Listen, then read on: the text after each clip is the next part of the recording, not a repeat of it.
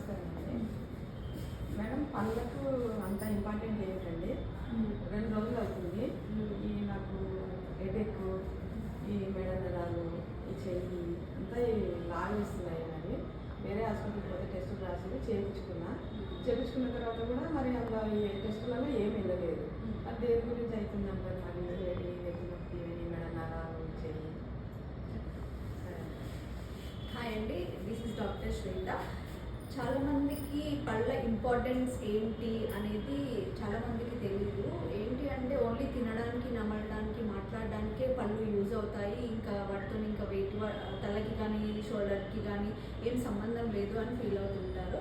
యాక్చువల్గా ఏంటి అంటే మన పైన వరుస పళ్ళు, కింద వరుస పళ్ళు అనేది కరెక్ట్ హైట్లో కరెక్ట్గా వరుసలో ఉన్నప్పుడు దాన్ని వర్టికల్ హైట్ అంటాం అనమాట. ఈ వర్టికల్ హైట్ కరెక్ట్గా మెయింటైన్ అవుతేనే మనకు ఏ నొప్పి రాకుండా ఉంటాయి. ఈ పళ్ళ సమస్యల వల్ల మనకు షోల్డర్ పెయిన్, హెడేక్ ఇవన్నీ కామన్గా వస్తుంటాయి. ఎందుకు అంటే మన లోవర్ జా అనేది మూమెంట్ అవుతూ ఉంటుంది, కిందికి పైకి మూమెంట్ అవుతూ ఉంటుంది. కాకపోతే పైన జా అనేది స్టేబుల్గా ఉంటుంది. ఈ పైన జాకి కింద జాకి కనెక్ట్ అయ్యే మజిల్స్ ఏవైతే ఉంటాయో అవి మన షోల్డర్కి, స్కల్కి కూడా ఇంటర్ కనెక్ట్ అయ్యి ఉంటాయన్నమాట. సో మనకు ఎప్పుడైతే పళ్ళ వరుస సరిగ్గా లేనప్పుడు, ఆ వర్టికల్ హైట్ అనేది మెయింటైన్ కానప్పుడు, ఎప్పుడైతే మనకు పళ్ళు ఊడిపోతుంటాయో వాటిని రీప్లేస్ చేసుకున్నప్పుడు ఈ వర్టికల్ హైట్ అనేది తగ్గిపోతుంది.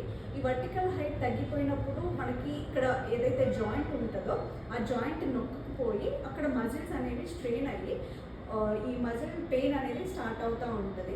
ఈ మజిల్ పెయిన్ వల్ల మనకి షోల్డర్ పెయిన్, స్కల్ పెయిన్, ఇట్లా హెడేక్ లాంటివి వస్తుంటాయి అన్నమాట. సో ఈ పెయిన్ ఎందుకు వస్తుంది అని అందరు డాక్టర్స్ని కన్సల్ట్ అవుతారు. కాకపోతే అక్కడ ప్రాబ్లం ఏమి ఉండదు. మనం చూసుకోవాల్సిన ప్రాబ్లం అంతా ఈ పళ్ళ వరుస కరెక్ట్గా ఉందా లేదా అని చెక్ చేసుకుంటూ ఉండాలి. ఎప్పుడైతే 3 monthsకి ఒకసారి డెంటల్ చెకప్కి వెళ్తామో చిన్న ప్రాబ్లమ్స్ ఏమున్నా మనం వెంటనే కరెక్ట్ చేసుకుంటే ఈ పళ్ళ వరుస అనేది కరెక్ట్గా మెయింటైన్ చేయగలుగుతాము. అప్పుడు మన వర్టికల్ హైట్ అనేది మెయింటైన్ అవుతుంది, ఎలాంటి ప్రాబ్లం లేకుండా ఉంటుంది. So consult your near by dental clinics as soon as possible. Thank you.